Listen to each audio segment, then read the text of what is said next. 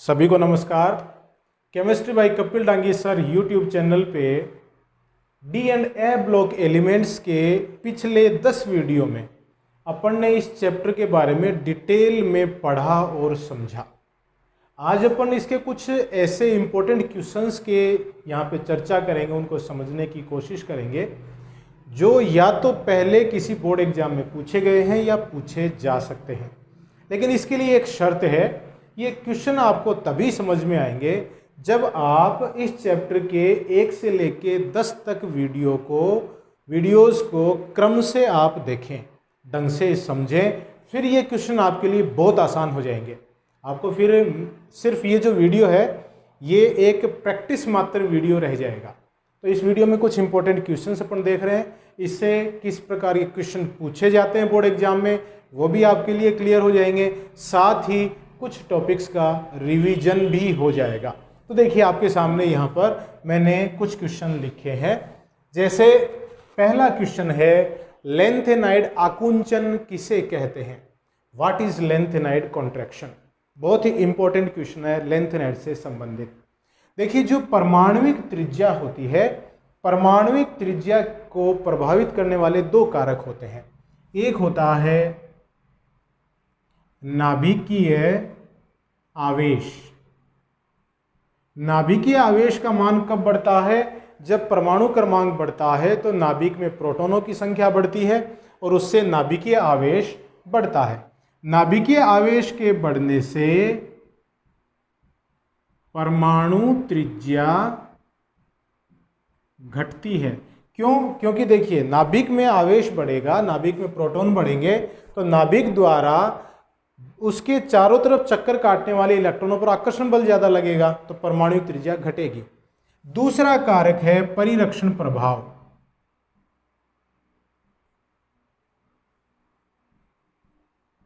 परिरक्षण प्रभाव क्या होता है कि किसी भी परमाणु में नाभिक के चारों तरफ इलेक्ट्रॉन हैं, वो एक निश्चित ऊर्जा स्तर पर चक्कर काटते हैं जिन्हें अपन कोश कहते हैं।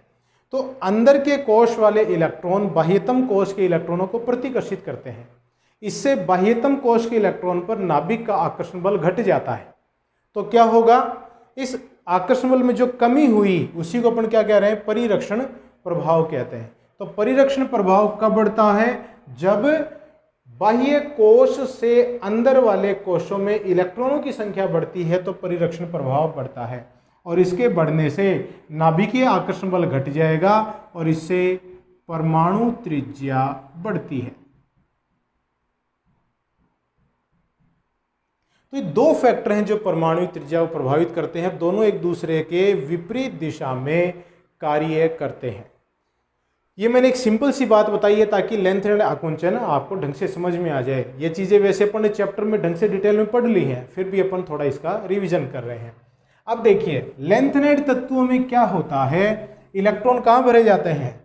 इलेक्ट्रॉन भरे जाते हैं N-2F कोश में। N-2F कोश है वो संयोजी कोश से 2 कोश अंदर है। तो क्या होता है? N-2F कोश के इलेक्ट्रॉनों का परिरक्षण प्रभाव नगण्य होता है।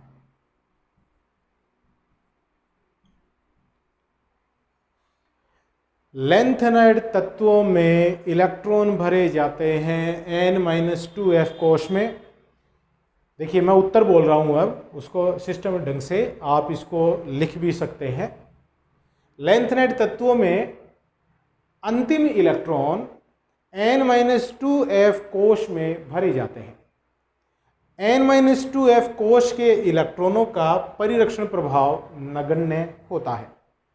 लेकिन लेंथेनाइड श्रेणी में जब अपन बाएं से दाईं तरफ जाते हैं, सीरियम से लुटेशियम की तरफ जाते हैं, परमाणु क्रमांक 58 से परमाणु क्रमांक 71 की तरफ जाते हैं, तो नाभिक में प्रोटॉनों की संख्या बढ़ने से नाभिकीय आवेश लगातार बढ़ता है, परिरक्षण प्रभाव की बढ़ोतरी नगण्य है। तो बाएं से दाएं जाने पर परमाणविक त्रिज्या का मान लगातार घटता जाता है। इसे लेंथेनाइड आकुंचन कहते हैं या लेंथेनाइड कॉन्ट्रैक्शन कहते हैं। तो देखिए अपन सीरियम से लुटेशियम तक जाते हैं तो सीरियम सबसे बड़ा परमाणु है, लुटेशियम सबसे छोटा परमाणु है लेंथेनाइड श्रेणी में। कारण N-2F कोश के इलेक्ट्रॉनों का परिरक्षण प्रभाव नगण्य होता है और परमाणु क्रमांक बढ़ने से नाभिकीय आवेश बढ़ेगा जिससे परमाणु त्रिज्या घटेगी। इसी को लेंथेनाइड कॉन्ट्रैक्शन कहते हैं। सिंपल है, आराम से आप इसको लिख सकते हैं। अब देखिए इसमें अंतराकाशी यौगिक किससे कहते हैं, एक उदाहरण दीजिए। देखिए जो डी खंड के तत्व हैं उनके संघटक कण निबिड़ संकुलित होते हैं, निबिड़ संकुलन पाया जाता है।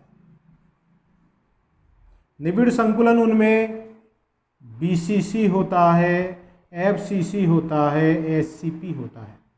Body centred cubic, face centred cubic, hexagonal closest packing, तो उनमें निबिड़ संकुलन पाया जाता है। मतलब उनके कण हैं उनको इस तरह से संकुलित किया जाता है ताकि उनके मध्य कम से कम रिक्त स्थान बचे।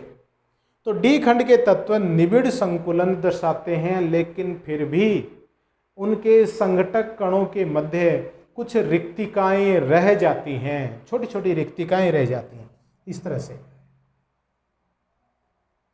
जैसे मैंने ये निबिड़ संकुलन दिखा दिया, निबिड़ संकुलन है, लेकिन फिर भी देखो इसमें छोटी छोटी रिक्तिकाएं हैं, ये रिक्तिकाएं रह जाती हैं। इन रिक्तिकाओं में छोटे परमाणु हाइड्रोजन, कार्बन, बोरोन, नाइट्रोजन इत्यादि, ये छोटे अधात्विक परमाणु इन रिक्तिकाओं में स्थान ग्रहण कर लेते हैं। इससे बना यौगिक अंतराकाशी यौगिक कहलाता है। उदाहरण के तौर पे देखिए जैसे TiH, TiC, Fe3H, ये सब क्या हैं, अंतराकाशी यौगिक हैं। इन्होंने एक उदाहरण मांगा, अपन ने 3 उदाहरण यहाँ पे दिए हैं। तो देखिए क्या है, मैं आपको फिर रिपीट कर दूं थोड़ा सा। डी खंड के जो तत्व हैं या धातु हैं उनमें निबिड़ संकुलन पाया जाता है, फिर भी उनके संघटक कणों के मध्य कुछ रिक्तिकाएं होती हैं जिनमें अधात्विक परमाणु हाइड्रोजन, कार्बन, बोरोन और नाइट्रोजन स्थान ग्रहण कर लेते हैं। इससे बनने वाला जो यौगिक है उसे अंतराकाशी यौगिक कहते हैं। उदाहरण ये रहे। अब अंतराकाशी यौगिक के कुछ गुण देखिएगा। गुणों में क्या होता है कि अंतराकाशी यौगिक की जो चालकता है वह उस धातु के समान होती है जिससे वो बना है, तो चालकता प्रभावित नहीं हुई अंतराकाशी यौगिक के बनने से। दूसरा गुण, अंतराकाशी यौगिक का गलनांक और क्वथनांक है वह उस धातु से ज़्यादा होता है जिससे वह बना है। अंतराकाशी यौगिक ज़्यादा कठोर होते हैं। अंतराकाशी यौगिक की तन्यता और आघात वर्धनीयता कम होती है। अंतराकाशी यौगिक आसानी से अभिक्रिया नहीं करते हैं, आसानी से ऑक्सीकरण या अपचयन इस तरह की अभिक्रियाएं वो नहीं दर्शाते हैं। तो देखिए गलनांक बढ़ गया, उच्च तापमान पे अपन इसको काम में ले सकते हैं, चालकता उतनी की उतनी है, अभिक्रिया भी नहीं करेगा। तो इस तरह के वातावरण में इसका उपयोग कर सकते हैं जहाँ कोई भी धातु के अभिक्रिया करके नष्ट होने की संभावना हो, वहाँ पर अंतराकाशी यौगिक का उपयोग कर सकते हैं। तो ये है अंतराकाशी यौगिक। अब देखिए ये आ गया आपके सामने एक न्यूमेरिकल के जैसा ही क्वेश्चन है, अपन पढ़ते हैं इसको। M2+ जलीय आयन, कोई जलीय आयन है, द्विधनात्मक जलीय आयन जिसका परमाणु क्रमांक दे रखा 29 के लिए प्रचक्रण मात्र चुंबकीय आघूर्ण की गणना कीजिए। देखिए अपन ने जब चुंबकीय गुण पढ़े थे तो अपन ने देखा कि चुंबकीय आघूर्ण 2 प्रकार से ज्ञात करे जाते हैं। चक्रण, जिसको यहाँ पे प्रचक्रण बोला है वो चक्रण ही है, चक्रण कौन चुंबकीय आघूर्ण, और दूसरा है कक्षीय चुंबकीय आघूर्ण। तो यहाँ पे निकालना क्या अपने को, चक्रण चुंबकीय आघूर्ण। अब देखिए सिंपल सी बात है, यहाँ पे M2+ दिया है, परमाणु क्रमांक 29 दिया है, तो आप समझ गए होंगे धातु कौन सा है, कॉपर है। सिंपल सी बात है। तो इसका मतलब M2+ वास्तव में है क्या, Cu2+ है। तो इसमें देखिए Cu का इलेक्ट्रॉनिक विन्यास होता है 3d10 4s1, तो Cu2+ का कितना हुआ 3d9 4s0। 2 इलेक्ट्रॉन निकल गए इसमें से, एक 4s में से निकला और एक 3d में से निकल गया, 3d9 बच गया। अब 3d9 को मैं अगर मैं यूँ लिख दूँ जैसे कक्षकों के रूप में 1 2 3 4 5, 5 कक्षक हैं, 9 इलेक्ट्रॉन भरे हैं। 2 3 4 5 6 7 8 और 9 इलेक्ट्रॉन भर दिए। तो देखिए 8 इलेक्ट्रॉन तो युग्मों के रूप में है, एक इलेक्ट्रॉन है जो युग्म के रूप में उपस्थित नहीं है, अयुग्मित है। तो अयुग्मित इलेक्ट्रॉनों की संख्या, अयुग्मित इलेक्ट्रॉनों की संख्या n बराबर कितनी हो गई? 1 हो गई। ठीक है ना। अब देखिए म्यू एस मतलब चक्रण चुंबकीय आघूर्ण की गणना की जाती है इस फॉर्मूले के द्वारा। ये अपन पहले डिटेल में देख चुके हैं। √n × n+2 bm। n क्या है यहाँ पे? अयुग्मित इलेक्ट्रॉनों की संख्या, जो कि m2+ आयन के जलीय विलयन में कितने हैं? 1 है। इसका मान यहाँ पे रख दूं तो 1 गुणा 1+2 मतलब हो गया √3 bm। तो ये 1.732 bm। ये मान आ गया इस आयन के जलीय विलयन में, जो m2+ आयन है उसके चुंबकीय आघूर्ण का। कौन सा चुंबकीय आघूर्ण? स्पिन मैग्नेटिक मोमेंट की अपन बात कर रहे हैं, प्रचक्रण मात्र चुंबकीय आघूर्ण की बात कर रहे हैं। तो इस तरह से उसकी गणना कर सकते हैं। अब देखिए क्वेश्चन नंबर 4, क्रोमियम। आपकी सुविधा के लिए ब्रैकेट में परमाणु क्रमांक भी दिया है, वैसे ही आपको आना चाहिए। परमाणु क्रमांक तो वो सारे याद होने ही चाहिए, टिप्स पे याद होने चाहिए। आपको अगर रात को सोते हुए भी जगा के पूछे बता क्रोमियम का परमाणु क्रमांक कितना, तो आप बिना जगह बोल दो 24 और वापिस हो जाओ। इस तरह से याद होना चाहिए। तो क्रोमियम Z बराबर 24 का इलेक्ट्रॉनिक विन्यास लिखिए। इलेक्ट्रॉनिक विन्यास उन्हीं तत्वों का जनरली पूछा जाता है जो अपवाद स्वरूप होते हैं। तो देखिए क्रोमियम 24 होना क्या चाहिए? होना चाहिए 3d4 4s2 और होता क्या है? 3d5 4s1 ये होता है। कारण दो हैं इसके। एक कि अगर ये जो 3d5 4s1 इलेक्ट्रॉनिक विन्यास होता है तो इसमें 3d5 मतलब अर्धपूरित इलेक्ट्रॉनिक विन्यास प्राप्त होता है, जिसका स्थायित्व तो बहुत ज्यादा है। अर्धपूरित है कि नहीं? और दूसरा 3d और 4s के मध्य ऊर्जा अंतराल भी काफी कम है, इसलिए 4s का इलेक्ट्रॉन आसानी से 3d में आ सकता है। तो 4s से 3d में इलेक्ट्रॉन आया है तो वहां पर ऊर्जा अंतराल कम है, तो ऊर्जा का विनिमय ज्यादा नहीं होगा, और जबकि 3d5 होने से स्थायित्व तो बढ़ गया। तो दोनों ही चीजें फेवर में जा रही हैं, ताकि ये जो 3d5 4s1 वाला इलेक्ट्रॉनिक विन्यास प्राप्त हो जाए। नेक्स्ट क्वेश्चन देखिएगा, क्वेश्चन नंबर 5 में देखिएगा, right general oxidation states of lanthanides. Lanthanide तत्वों की सामान्य ऑक्सीकरण अवस्था लिखिए। ये लैंथेनाइड के साथ साथ इस क्वेश्चन को एक्टिनाइडों के रूप में भी उनके लिए भी पूछा जा सकता है कि लैंथेनाइड और एक्टिनाइड दोनों तत्वों के लिए सामान्य ऑक्सीकरण अवस्था क्या है। तो इसका उत्तर है +3। मैंने पढ़ाते टाइम भी आपको कहा था +3 को याद रखिएगा। अब इसका कारण इस क्वेश्चन में नहीं पूछा हुआ, अगर कारण भी पूछ लिया जाए तो कारण क्या है कि n-2f n-1d और ns, ये 3 प्रकार के जो कक्षक हैं लैंथेनाइड और एक्टिनाइडों में, इनमें ऊर्जा अंतराल का मान काफ़ी कम होता है। ऊर्जा अंतराल का मान कम होने के कारण इसकी प्रथम, द्वितीय और तृतीय आयनन ऊर्जा में अंतर कम होता है।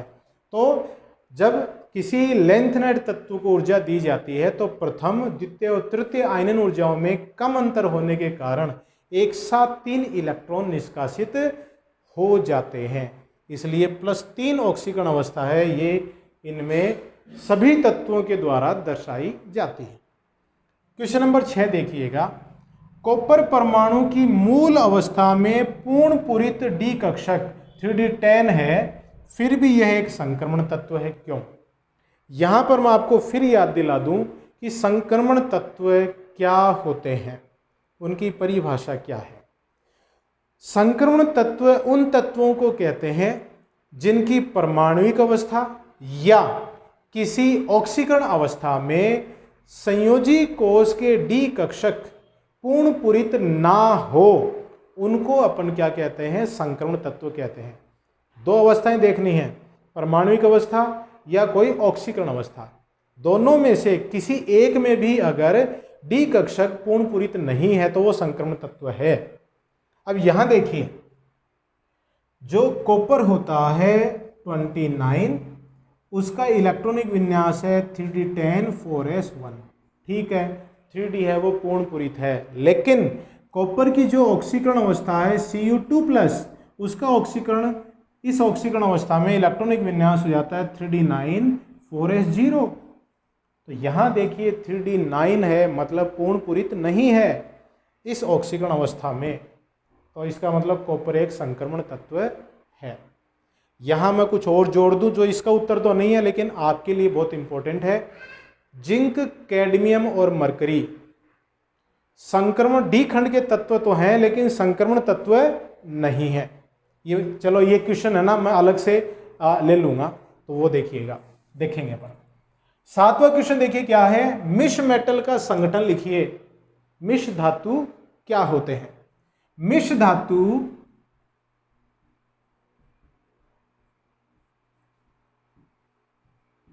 लैंथेनाइड्स के मिश्र धातु हैं।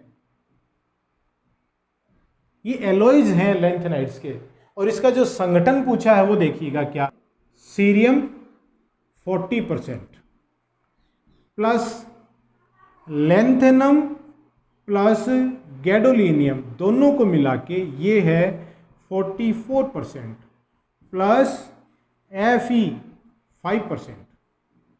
इनके तीन जो मुख्य प्रकार के तत्व हैं वो ये रहे। सीरियम 40% होता है, लैंथेनम और गैडोलिनियम दोनों मिलके 44% है, और आयरन है 5%, plus calcium, aluminium, carbon, silicon, sulphur, ये तत्व भी इसमें पाए जाते हैं।